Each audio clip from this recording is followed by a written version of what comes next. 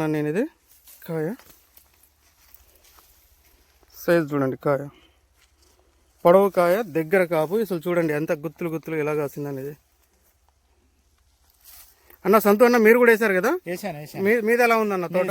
ఉంది, కాకపోతే వెనక వేసాను. మీరే నెలలో వేసారు? నేను సెప్టెంబర్ 22 తారీఖు వేసాను. సెప్టెంబర్ 22కి.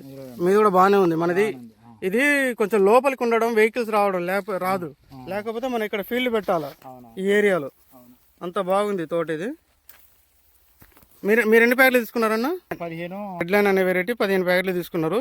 తర్వాత ఇంకో రకం మనకి ఇంకోటి తీసుకున్నారు. రూపా కూడా తీసుకున్నారుగా మీరు? తీసుకున్నాను. ఓకే, అంత బాగానే ఉంది అన్న తోట మీది. ఓకే, ఇప్పుడు దీంట్లో మందు కొట్టేది ఎవరన్నా? నువ్వే. ఎట్లా కొడుతున్నావు అన్న మందు? మొత్తం కలసకపోయింది కదా తోట అంతా, అసలు సందు లేకుండా. పాయ కూడా తీయలేగా?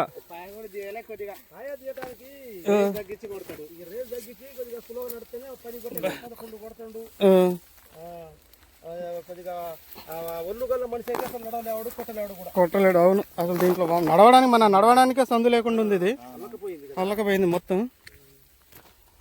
చూడండి అసలు ఎలా కాసిందో. ఇది ఈక్వటస్ కంపెనీ వాళ్ళది రెడ్ లైన్ అనే వెరైటీ. మనం ఫార్మ్టెక్ కంపెనీ రూపా అనే వెరైటీ ఇవ్వడం కూడా జరిగింది రైతులకి. మొత్తం అనకలేండి, కొమ్మలు ఇరుగుతాయి. అంత అనకండి, కొమ్మలు ఇరుగుతాయి. ఏదో నేను వచ్చి పండ్లు ఏరిద్దామంటే ఈ బొండలు ఇరుగుతాయని ఇది ఆపినండి ఏరుడు కూడా. శివరాత్రి వెళ్ళాలని మీరు ఆగుతున్నారు. చోట చూడండి, ఎక్కువ పండుతేనే కొద్దిగా బాగుంటుంది. లేకపోతే ఇప్పుడు మొత్తం పూత పిండి ఉంది కదా, ఆ పూత పిండి మీద మొత్తం మండలాగా.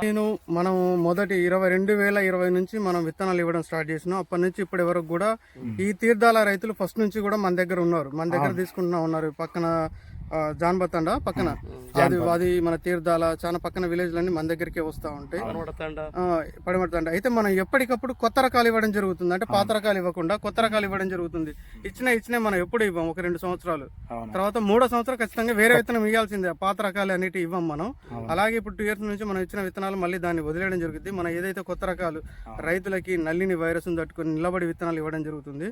అలాగే ఇప్పుడు మన ప్రతిసారి ఒకటే మాట చెప్తాను నేను, రైతులు ఎంచుకునేటప్పుడు మంచి విత్తనాలు ఎంచుకోండి. ఎందుకు అంటే ఒకసారి విత్తనం పెట్టిన తర్వాత మళ్ళీ మార్చి అంటే ఈ సంవత్సరం మొత్తం ఇదే విత్తనం ఉంటుంది పంట తోట మనం ఇంకా తీసేదాకా. కానీ మందులు అనేవి ఈ రోజు కొట్టినాం, పని చేయకపోతే ఇంకో మందు కొట్టుకోవచ్చు, అది పని చేయకపోతే ఇంకోటి కొట్టుకోవచ్చు.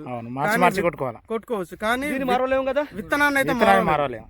సో పంట మొత్తం చివరి దాకా కూడా ఒకే విత్తనం ఉంటుంది, ఒకే తోట ఉంటుంది. నీకు మందు పని చేయకపోతే అడుగు మందు పని చేసింది, పని చేయకపోతే మళ్ళీ ఎక్కిస్తావు. మందు కొట్టిన వర్షం పడ్డది మళ్ళీ మందు కొట్టుకుంటావు.